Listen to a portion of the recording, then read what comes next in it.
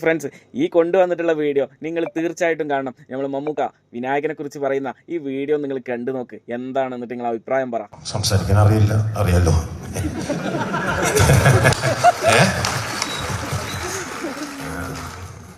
ലൈഫിൽ നടക്കുന്ന ചില സംസാരിക്കാൻ അറിയില്ലെങ്കിലും നന്നായിട്ട് അഭിനയിക്കാൻ അറിയാം. ആ പറഞ്ഞത് ഇനി ഉണ്ടാവില്ല ഇങ്ങനൊരു സിറ്റുവേഷൻ, ആർക്കും ഉണ്ടാവില്ലെന്ന് എനിക്ക് തോന്നണം. അത്ര ബാക്കിയുള്ളവനായ വിനായകൻ. സന്തോഷം.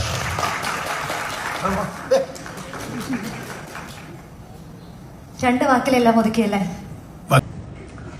ഈ ക്ലാസ്സിൽ കുസൃതി കാണിക്കുന്ന ഒത്തിരി കുട്ടികളുണ്ടാവും. പക്ഷേ കുസൃതി കാണിക്കുന്നവരോട് നമുക്കൊരു വാത്സല്യം തോന്നും. അങ്ങനത്തെ ഒരു കുസൃതിക്കാരനാണ് വിനായകൻ. വിനായകൻ ഒരുപാട് കുസൃതികൾ കാണിക്കുമെങ്കിലും ഒരു വാത്സല്യം നമുക്ക് എല്ലാവർക്കും ഇയാളുടെ സിനിമ കാണുമ്പോൾ തോന്നിപ്പോയി.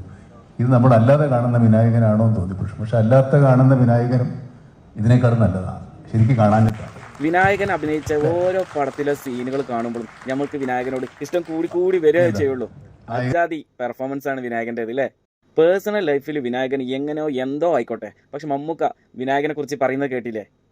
മമ്മൂക്ക സംസാരിച്ചു കൊണ്ടിരിക്കുമ്പോൾ മമ്മൂക്കാന്റെ പിന്നോട്ട് മാറി നിൽക്കുന്ന ഈ വിനായകൻ ഓരോ പ്രശസ്തമായ മൂവികളിലും വിനായകൻ അപാരമായിട്ടുള്ള പെർഫോമൻസ് ഒക്കെ കാഴ്ചവെച്ചിട്ടുള്ളത്.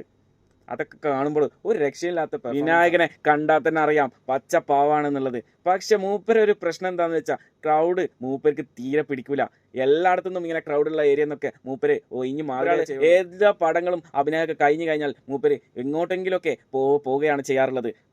പിന്നെ വൈക്ക് മൂപ്പരെ കാണാൻ കിട്ടൂല. എന്തായാലും വിനായകനെ സ്ക്രീനിൽ കാണുമ്പോൾ മൂപ്പര് പൊള്ളിയാണ്, ഒരു രക്ഷയില്ല. വിനായകന് കിട്ടാവുന്നതിൽ വെച്ച് ഏറ്റവും വലിയൊരു അംഗീകാരമാണ് മമ്മൂക്ക ഈ പറഞ്ഞത് അല്ലേ. ഒരു രക്ഷയില്ലല്ലോ.